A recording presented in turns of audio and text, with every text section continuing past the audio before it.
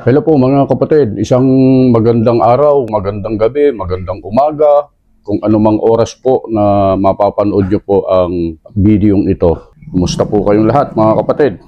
Gusto lang namin magbigay ng update pala sa inyo mga kapatid tungkol po dito sa kaso ni Epifanio Labrador na sa ikalawang pagkakataon ay hindi na naman po sumipot doon sa isinagawang pangalawang pagkakataon po sana na magkaroon ng mediation doon sa gumugulong na kaso na ipinail laban sa kanya ng ating mga kapatid diyan sa Caloocan.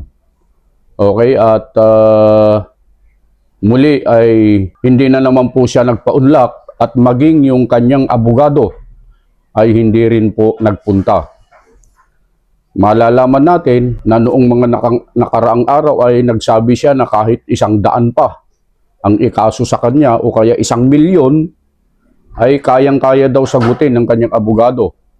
Pero parang yung sinabi niyang yun ay panaginip lang mga kababayan, at sapagkat wala naman, hindi naman po sumisipot, hindi naman po nagpapakita, maski sana yung mga alaga niya doon sa bundok na kinaroroonan niya ay walang nagpuntahan kahit isa man lang na mga unggoy o kaya kung anumang mga alaga niya doon.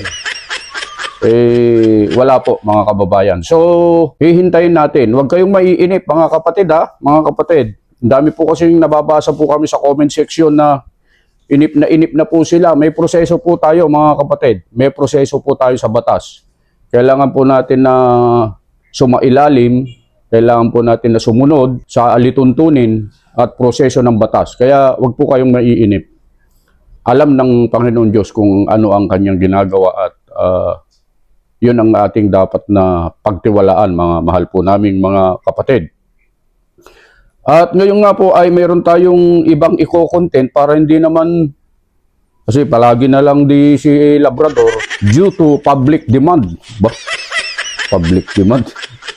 May nag-request po kasi na i-content natin to mga kapatid at pinag-aralan namin mabuti. Oo nga, ito ay parang ano rin, parang katulad din ni Epifanio Labrador ito na wala na din ginawa kundi puro magkapareha sila ng style ng pagbablog mga kababayan at mga mahal po naming taga-subaybay. Para hindi tayo mahulog po sa palapalagay, kuro-kuro, ito po. Tignan natin ito at panoorin po natin. Yan, siya po yung ating pag-uusapan. Nakikita nyo po sa screen, mga mahal po naming taga-subaybay at mga mahal po naming kababayan. Siya po si Aling Marie. Kilala nyo po si Aling Marie. Hi po, Aling Marie. Kumusta po kayo? Sana'y nasa mabuti po kayong kalagayan. Ha? Hindi ba siya yan? Ay, akala ko siya yan. Hindi ba si Aling Marian? Iba po pala ito. Pasensya na po mga kababayan, mga mahal po namin taga-subaybay. Hindi pala yan. Hindi pala yan. Oh, sorry po, sorry po. Akala ko siya si Aling Marie. Magkamukha kasi. Ito. Yan. Yan pala. Yan pala si Aling Marie. Ito pala. Ito, tama na to. Oh, yan. Tama na po yan. Yan. Yan si Aling Marie. At binabati na rin natin. Musta po kayo, Aling Marie? Sana po ay nasa mabuti kayong kalagayan. At meron po kasi silang, sana manood sa atin sa Aling Marie para naman kahit na papano ay marinig nyo yung ating pagbati. Mga mahal po naming mga taga-subaybay. Yun, at para hindi tayo mahulog sa anumang palapalagay na katulad ng ginagawa nila, magkapareha sila ng ginagawa ni Epifanio at saka ni Aling Marie. Yan, si Aling Marie po ha. Panoorin natin itong sinasabi ni Aling Marie. Para kasi silang magkamukha eh. Tingnan ninyo, mga kababayan. Ayan oh. Para silang magkamukha ni Aling Marie at saka ni, sino ba to? Yung artistang laging pumapapil yata ito sa horror. Ang papel niya lagi ay manananggal. Oo. Magkamukha sila, oh. Tinan yung, di ba, mga kababayan, mga kapatid? Yan, oh. Ayan, tinan yung sa mata. Di ba parehas? Oo, magkamag-anak siguro to. Pero pakinggan natin to. Dahil nga dito sa ginagawa ni Marcoleta, dami-dami niya ng kalaban. Wala na. Bagsak na rin ang karir ni Marcoleta. Hindi na talaga siya uubra. Pinapalaga na siya ng kanyang kumbaga, kaya mo yan. para Kaya sa mo yan. Pilipinas, ang mga banat niya. Pinapalaga na siya ng taong bayan. No? Lalo na ng mga iba ring may katungkulan. Mga mahal po naming mga kababayan at mga mahal po naming mga kapatid, narinig niyo po yung unang birada ni Aling Marie. Sabi niya, ang usapan po kasi dito ay si Congressman Marcoleta. Ang usapan po rito, pero nadawit po niya kasi ang ang INC. Paano tayo makakatiyak na nadawit niya ang INC rito? Mamaya po, habang umuusad yung ating pag-uusap, pagtalakay mga kababayan, ay mapapansin nyo na nabanggit niya po kasi rito yung INC. Okay? Sabi niya rito, ang dami daw kaaway, ang dami daw kalaban si Congressman Marcoleta. Tatanungin sana natin kung ilan po, Aling Marie. Yung marami po na sinasabi po ninyo, ilan po yun? Baka may listahan po kayo, Aling Marie, ipakita nyo naman. Para malaman po namin kung gaano karami po yan. Opo, meron po kasing bilin, meron po kasi kaming sinusunod na aral, Aling Marie. Papakita namin yung talata sa screen at mababasa nyo po dyan. Ang nakalagay po dyan kasi, Aling Marie, mahalin ninyo ang inyong mga kaaway at ipanalangin. Yun kasi ang nandyan, Aling Marie, basahin mo. At meron kasi kaming ganong sinusunod na aral. Kaya pagka may mga kaaway, o may mga kalaban, yun ang sinusunod namin. Kaya kinukuha namin yung listahan, Aling Marie, para maipanalangin po namin sila, yung mga kalaban ni Congressman Marcoleta. Ano po, Aling Marie, magbigay po kayo ng listahan. Sabi nyo kasi marami. Ayun ang ginagawa po namin, Aling Marie. Pinapanalangin po namin yan. At sabi nga doon, mahalin ninyo. Para alam namin kung sino-sino po yun, Aling Marie. Ano po? Ano pa? Pinapalagan na daw siya. Pinapalagan na daw ng mga taong bayan si Congressman Marcoleta. Lalo na daw yung mga iba ring mga may katungkulan sa gobyerno. Panoorin natin to. Kung totoo yung sinasabi niyang pinapalagan daw siya ng mga tao at pati yung mga may katungkulan daw, pinapalagan na rin siya. Panoorin kaya natin to, mga kababayan. Tingnan natin. Sona Yu, People's Journal.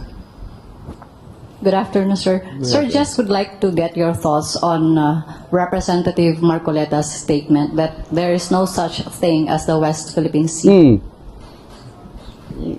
Okay. Okay, see, he's expressing his opinion. When I see him, lulukuhin ko siya. He's a candidate, so he has to grab headlines, di ba? So, tama yung ginawa na for a candidate. Ngayon, ever talking about him na. magaling talaga siya sa ganyan. Ano sabi ni President Marcos? Aling Marie, sa bandang huli, pinuri pa niya si Congressman Marcoleta Magaling talaga siya sa ganyan, magaling. Ibig sabihin, magaling si Congressman Marcoleta ayon kay President Bongbong. May katungkulan yan. Sabi mo kanina, pinapalagan ng mga may katungkulan. Yung sinabi mo na pinapalagan ng mga kababayan, mga Pilipino, pinapalagan na daw siya. Panoorin natin to, mga kababayan. At pagtiyagaan nyo po kaming subaybayan. Tingnan natin kung totoo itong sinasabi ni Aling Marie kay Congressman Marcoleta na kesyo pinapalagan na daw ng mga taong bayan, mga mamamayang Pilipino. Tingnan natin to at panoorin natin.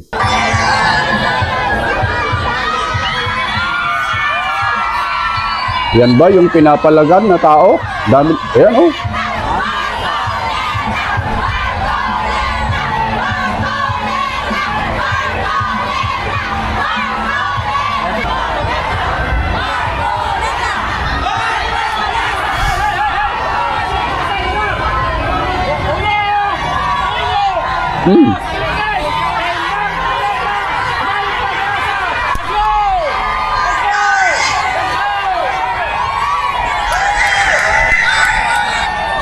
Stop na natin doon. Mahaba yun eh. Ang daming mga tao ang... Ganun ba ang pinapalagan, pumapalag ang mga tao sa kanya? Inihiyaw yung... Parang nasisiyahan naman sila, Alimare. Parang gustong-gusto naman nila si Marcoleta. Parang iba yata yung sinasabi mo kaysa dun sa nangyayari, Alimare. At nung nagsagawa, meron akong napanood sa YouTube na nagsagawa ng kalye survey. Lalagay ko sa screen kung sino yung source natin.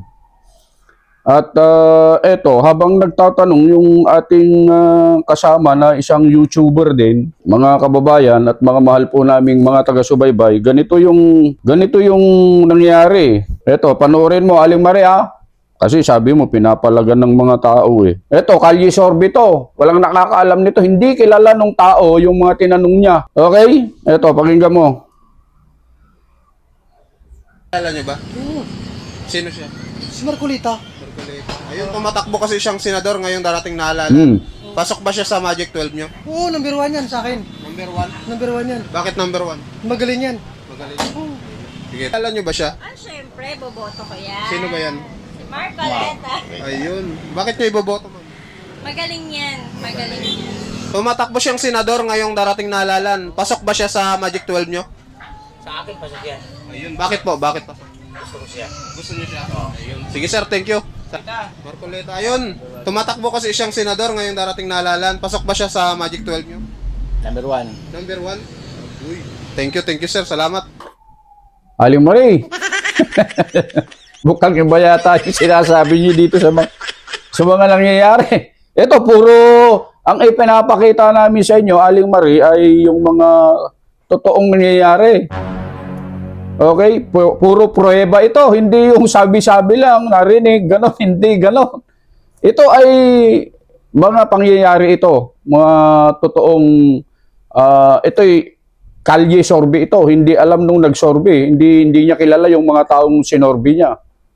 Okay? Tinan mo yung feedback ng mga tao sa kanya. Aling Marie, baka hindi po kayo updated, Aling Marie, medyo dalasan niyo po ang manood sa mga post ni Congressman Marcoleta para maliwanagan po kayo. Bumabad kayo dun sa page niya para malaman niyo yung mga nangyayari sa kanya. Tuloy natin. Akala kasi nito ni Marcoleta, kaya niya paikutin ang mga Pilipino. Akala ni Marcoleta, lahat ng sasabihin niya paniniwalaan. Pues, kung wala ng tiwala ang tao kung sino siya, mas lalong walang tiwala ang tao sa mga pinagsasabi niya. Matindi si Aling Marie. Wala na daw naniniwala kay Congressman Marcoleta. Kung sino siya, lalo na daw yung mga pinagsasabi ni Congressman Marcoleta ay wala na daw naniniwala at ang ibig niyang tukuyin ay parang wala nang nakikinig, ganon. Wala nang nagtitiwala sa kanya. Totoo ba yon? Aling Marie? Panoorin mo tong video nito, Aling Marie, ha? Huwag kang kukurap. Tingnan mo mabuti kung totoo yung sinasabi mong wala nang nagtitiwala kay Congressman Marcoleta, ha? Panoorin mo to, ha?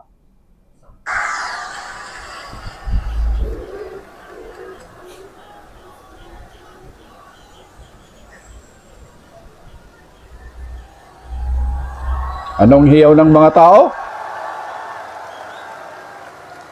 Okay pa po ba kayong lahat? Mga kapatid at mga kababayan, nais nating katawanin ang nagkakaisang damdamin ng milyon-milyong Pilipino at isatinig ang kanilang pinag-isang mithiin para sa isang mapayapa at nagkakaisang Pilipinas.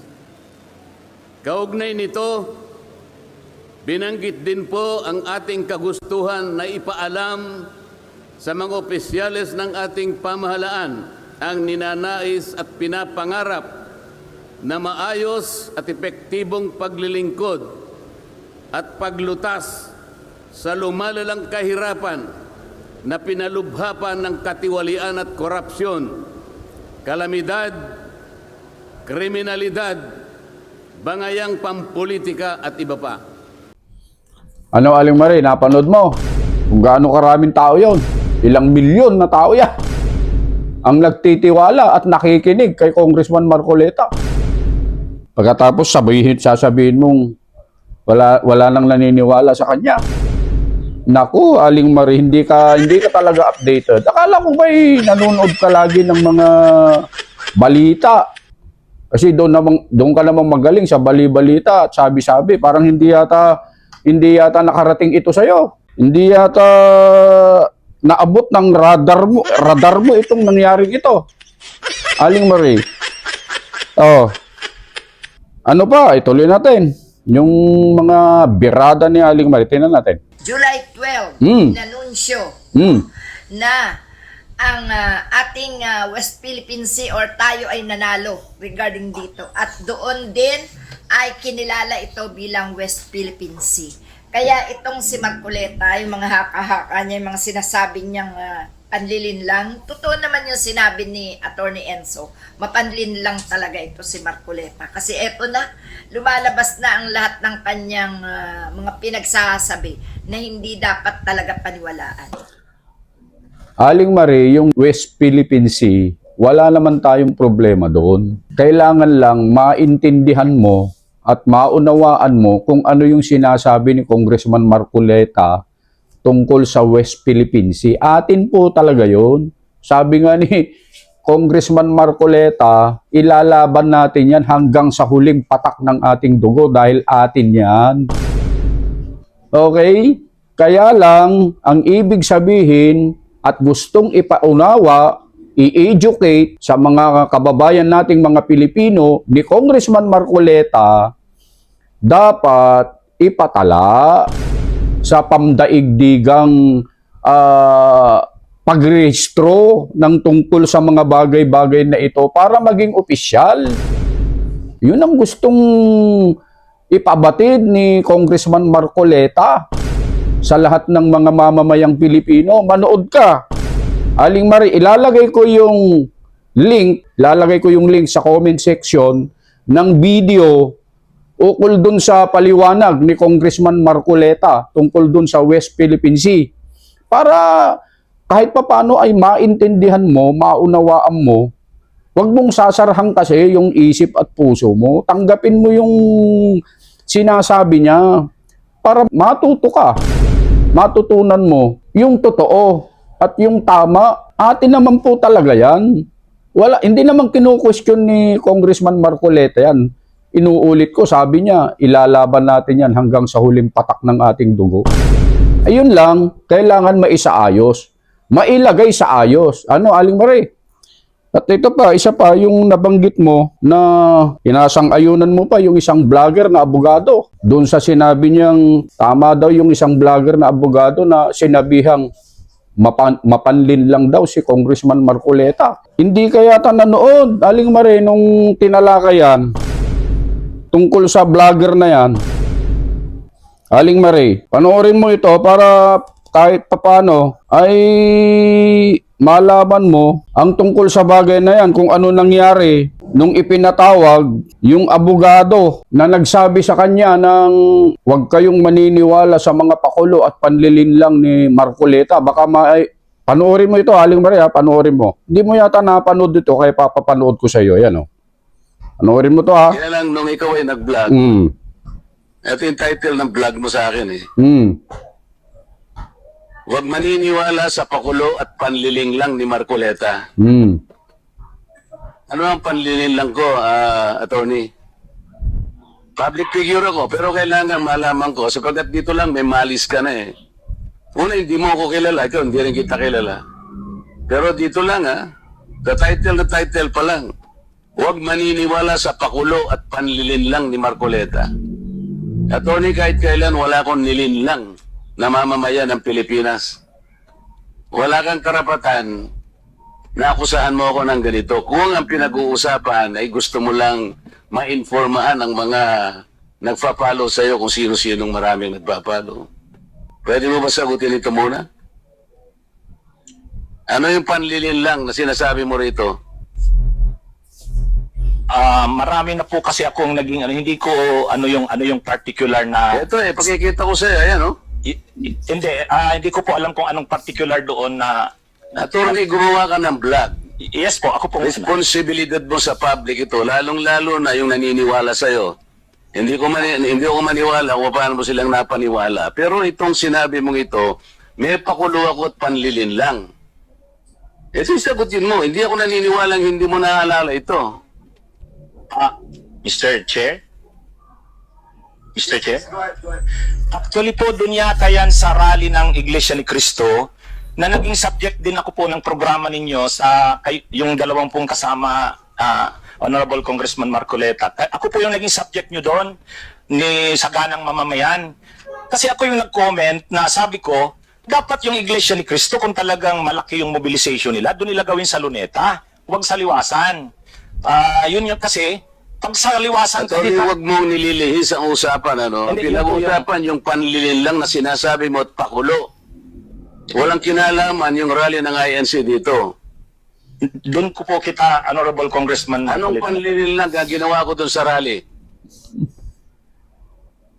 Yung po yatang speech nyo doon Hindi sa pa yata, kailangan siguruhin mo. Nagsalita ko doon, anong parte ng speech ko ang nilinlang ko ang mamamayang Pilipino? Honorable Congressman Marco, yung reaction ko po yata yung speech nyo po doon sa Ano stage. nga, kung alam mo yung speech ko, ano yung panlilinlang doon? Tingnan ko po dito sa ano ko kung ano yung ang dami ko na po kasi naging content tungkol kay Hindi ganun.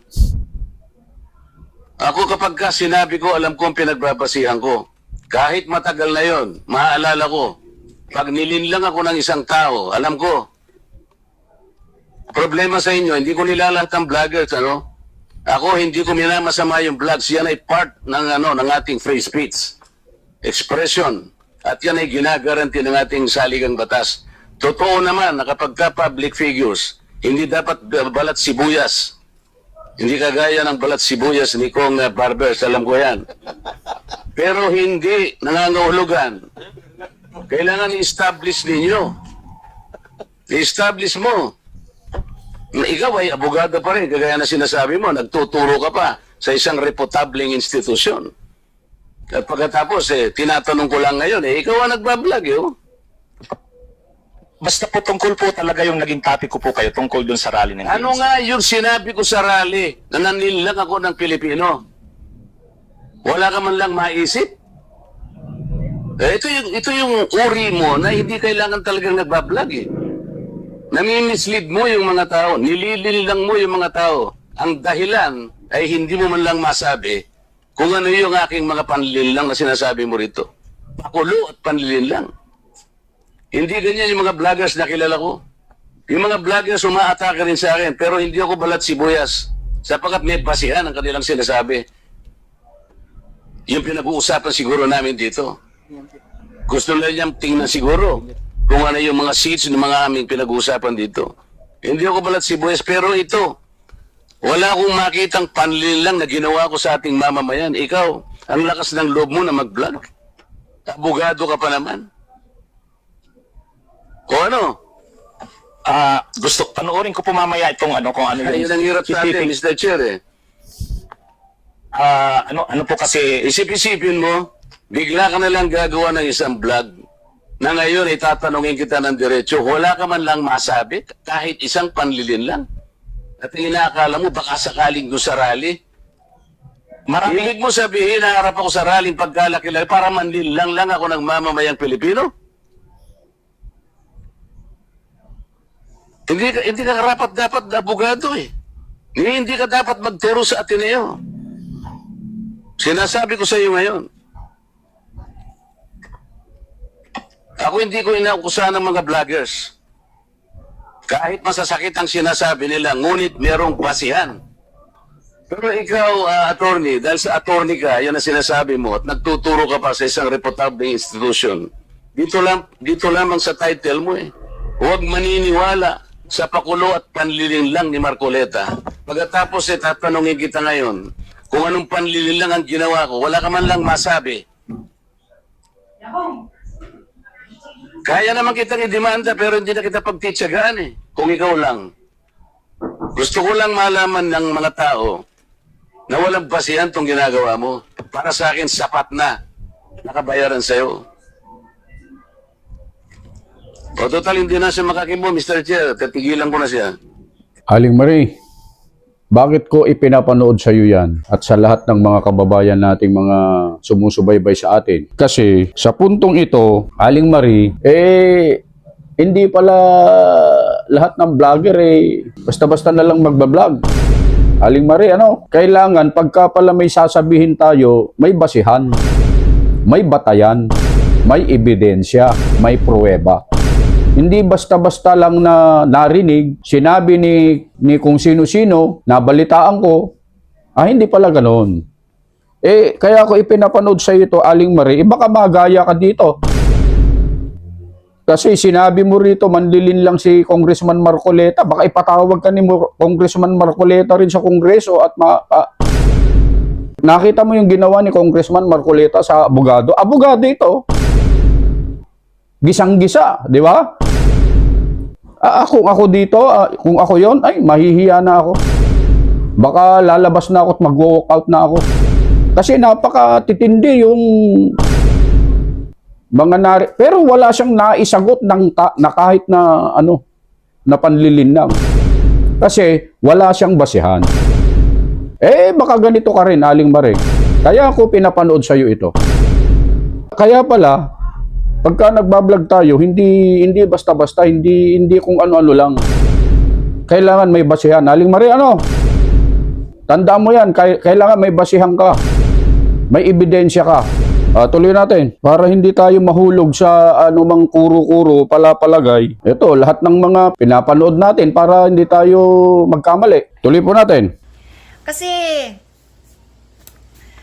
may gustong mangyari to si Marcoleta no? Maka-China talaga to. Hindi totoo May yan. hinahangad talaga tong mga to malamang sa China. No? Hindi totoo yan. Siguro, pangarap din nila na makapagtayo ng sekta sa China. Di ba? So, yan po yung medyo naaano ng mga tao, nababanaag ng mga tao. Kasi nga mababasa mo, maririnig mo ang sinasabi ng mga tao na si Marcoleta maka-China. Hindi totoo yan. Siguro nga totoo yung sinabi ng isang Hindi totoo yan. kawalang demokrasya na nasa abroad, na nakakaalam ng mga nangyayari, na dati po siyang sundalo dito nila Enrile nung panahon ni Marcos. Hindi na sila makauwi ngayon. So, sila po ay nalalaman nila ang mga pangyayari sa ibang bansa pagkat sila ay nandoon. At sila po ang mga tinaguriang kawalang demokrasya. Ang sabi nga po, gusto yatang magtayo ng simbahan itong si Marcoleta doon sa China. No? Yan po yung sinabi sa atin. At parang nakikita natin na talagang pumapanig sila sa China. Hindi totoo yan. At kanila nang hinuhudas ang bansang Pilipinas. Hindi totoo yan. So, sa pagkakataong ito, hindi talaga tayo dapat magtiwala. No? At ganun din si Marcos, dapat hindi nagtitiwala. Mga kababayan at mga mahal po naming taga-subaybay, narinig niyo po yung sinabi niya.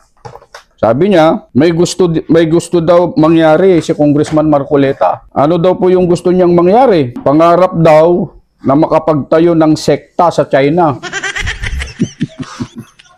Aling Marie, ang Iglesia ni Cristo po ay hindi po sekta. Aling Marie, pakinggan mo to, Aling Marie, para maituwid yung maling pagkaunawa mo. Aling Marie, Ito, basahin ko. Ayon sa isang dictionary ay sekta o pagkakapangkat-pangkat. Ang ibig sabihin ng sekta, Aling Marie, pagkakapangkat-pangkat, pagkakahati-hati, pagkakahiwa-hiwalay o pagkakahiwalay sa loob ng isang iglesia. Kaya ang INC, Aling Marie, hindi po ito isang denominasyon o isang sekta. Kasi ang iglesia po ay iisa lang, Aling Marie. Sana maunawa mo ito, Aling Marie. Hindi po kami sekta. Ang iglesia ni Cristo ay iisa lang. Baka ang ibig mong tukuyin ay makapagtatag ng kongregasyon. Yun siguro. Makapagtatag. Pero, yung sinabi mong si Congressman Marcoleta ay hindi ganon. Meron kaming namamahala, Aling Marie, meron kaming tinatawag na proseso tungkol sa pagtatatag ng mga kongregasyon sa labas ng bansa. Ang tanging makakapagpasya lang niyan, hindi si Congressman Marcoleta. Aling Marie, kung ano itong sinasabi mo, wala kayatang hindi kayata bago ka mag-vlog ay hindi mo yata pinag-aaralan yung mga sinasabi mo. Hindi pwede si Congressman Marcoleta na magdesisyon ng tungkol sa mga bagay na yan sapagkat yan ay pinag-aaralang mabuti at ang nagpapasya lang yan ay ang aming tagapamahalang pangkalahatan. Aling Marie, maintindihan mo ito. Ano pa yung sabi ni Aling Marie? Sabi niya sa kanyang video kanina, mababasa o maririnig mo daw sa mga tao na si Congressman Marcoleta daw, maka-China. Narinig mo yung sabi ni Congressman Marcoleta kanina nung kausap niyo yung abogado, Aling Marie? Puro opinion, puro itong sinasabi mo, nabasa mo lang, narinig. Narinig mo lang, sabi-sabi. Hindi totoo ito, Aling Marie, Si Congressman Marcoleta ay isang tunay na Pilipino yan. At mamamalaging Pilipino yan at nagmamahal sa mga Pilipino yan. Itong mga sinasabi nyo kasi, Aling Marie, nagbibigay kayo ng maling impormasyon sa mga mamamayang Pilipino, sa sambayan ng Pilipino. Hindi dapat ganun ang pagbablog, Aling Marie, baka ipatawag ka ni Congressman Marcoleta rito sa mga pinagsasabi mo na inaakusahan mong siya ay pro-China. Ikaw din, baka magaya ka dun sa abogado. Bubuti na lang at hindi kinasuhan ni Congressman Marcoleta yung abogado. Sapat na yung nasabi niya sa madla sa buong sambayan ng Pilipino na napahiya siya ron. At hindi nakasagot. Sapat na yun, nakabayaran. Aling Marie, tingnan mo yung sinasabi mo. Sabi pa nga niya rito, siguro nga, totoo nga yung sinasabi. Yun yung sinasabi mo sa video mo. Wala kang kasiguraduhan, wala kang katiyakan, wala kang sapat na ebidensya. Puro ka lang, puro palagay, palagay. Magkapareha talaga kayo. Parehas na parehas kayo ni Epifanio Labrador. Baka anak mo si Epifanio Labrador, Aling Marie, at parehas na parehas kayo. Puro palagay, puro kwento-kwento lang. Nakakaawa. Nakakaawa na si Epifanio Labrador sa totoo lang. Maski kayo, Aling Marie, medyo naaawa po kami sa inyo kasi yung mga ginagawa nyo po ay baka bumalik po sa inyo itong mga ito. Totoo po na meron tayong kalayaan sa pagsasalita, pagpapahayag ng ating mga damdamin. Yung tinatawag na freedom of speech.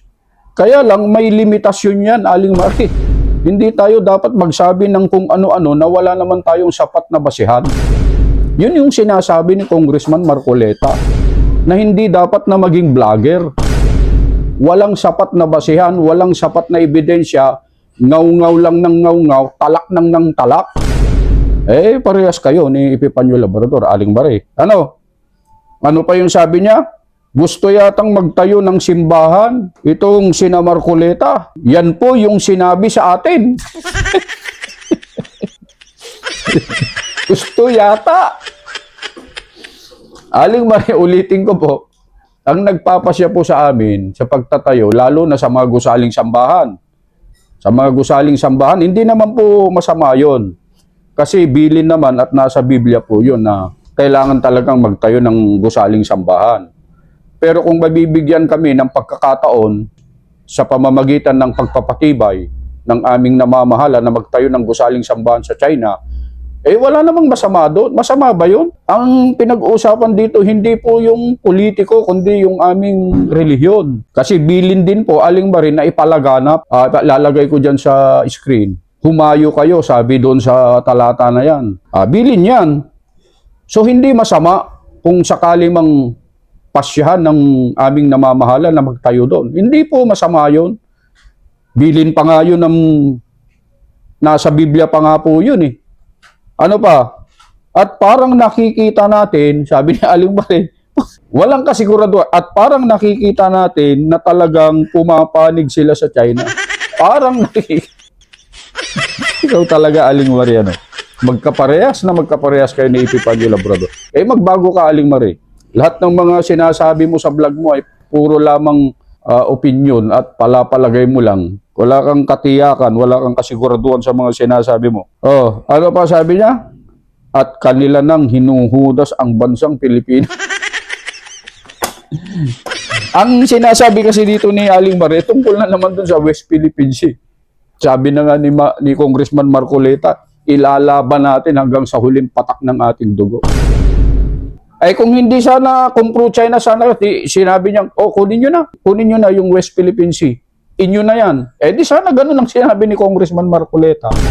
Sabi ni Congressman Marcoleta, ilalaban natin hanggang sa huling patak ng ating dugo. Atin yan. Aling Mari, yung mga sinasabi mo, puro sablay. Sa susunod, Aling Mari, na gumawa ka ng content, mag-gather ka ng mga ebidensya mo. Kasi baka bumalik sa'yo ito, puro pagpaparatang ang ginagawa mo, puro imbento lang, kwento, kuro-kuro, wala kang sapat na basihan. Yan yung mga vlogger ngayon na tinitignan ng ating gobyerno, yung mga vlogger na nagpapakalat ng mga fake news. Yung mga tao, nagkakaroon sila ng maling paniniwala kasi dumadating sa kanila yung maling impormasyon katulad ng mga sinasabi nyo. Magbago ka, Aling Mari, hanggat maaga pa. Kailangan yung mga sasabihin lang natin sa pagbablog, yung tama lang, yung totoo lang, para mabigyan natin ng tamang impormasyon yung mga taong nanonood sa atin. May mga followers ka pa naman, Aling Mari. Medyo nakita ko, medyo okay na yung mga followers mo, mga subscriber mo. Kung napaniwala mo itong mga subscriber mong ito, doon sa sinasabi mo na puro naman maling impormasyon ang naitatanim mo sa lahat ng subscriber mo pagka ganito. Sa mga subscriber na Aling Mari, tingnan nyo po, yung mga sinasabi po ni Aling Mari, pag-aralan nyo pong mabuti, mag-research po kayo. Baka sumusunod na po kayo sa mali. Mga kababayan at mga mahal po namin taga-subaybay. Pero itong huli na sinabi ni Aling Mari, gusto ko ito. Sabi niya, hindi dapat magtiwala at ganun din si Marcos, hindi din dapat nagtitiwala. Nagustuhan ko yun, Aling Mari. Kaya wala kaming tiwala sa iyo Oo. Nagustuhan ko yun. Yung sinabi mo sa huli, hindi dapat magtiwala. Kaya wala kaming tiwala sa iyo, Aling Mari. Pasensya na po kayo, Aling Mari. Kaya kami naman walang tiwala po sa inyo, Aling Mari, kasi hindi naman kasi katiwa-tiwala yung mga sinasabi nyo. Puro paninira lang. Yan ang tunay na panlilinlang, Aling Mari. Yun ang tunay na panlilinlang. Yung magsasabi ka ng maling impormasyon, naririnig, nakikita at napapanood ng mga tao. Kaya pasensya ka na, Aling Mari, kung nabanggit namin yung salita na yon na nanggaling din sa iyo na hindi dapat magtiwala. Kaya kami po, Aling Mari, na mga kaanib sa Iglesia ni Cristo, wala po kaming tiwala po sa inyo. Kasi puro mali-mali. Yung mga sinasabi nyo dito sa vlog nyo, puro pagpaparatang lang, paninira sa isang tao. Wala kayong sapat na ebidensya, wala kayong sapat na basihan sa mga sinasabi nyo. Sa mga susunod, Aling Mari, pag nagbablog kayo, kailangan may ebidensya kayo, may sapat kayong basihan. Para sa ganun, yung sinasabi ni Congressman Marcoleta, yun yung mga dapat na nagbablog. Hindi yung mga puro lang salita, narinig ko, ganito, sabi ni ganito, ganyan, ayon kay ganito. Hindi ganon. Dapat may matibay, konkreto tayong ebidensya. So, yun lang mga kababayan at mga mahal po namin taga-subaybay. Muli po, binabati po namin lahat po ng aming mga taga-subaybay, mga kapatid namin sa Luzon, Visayas at saka sa Mindanao, at maging sa mga kapatid namin, mga taga-subaybay, mga kababayan sa iba't ibang bansa. Mag-iingat po kayong lagi at hanggang dito na lamang po. Babush!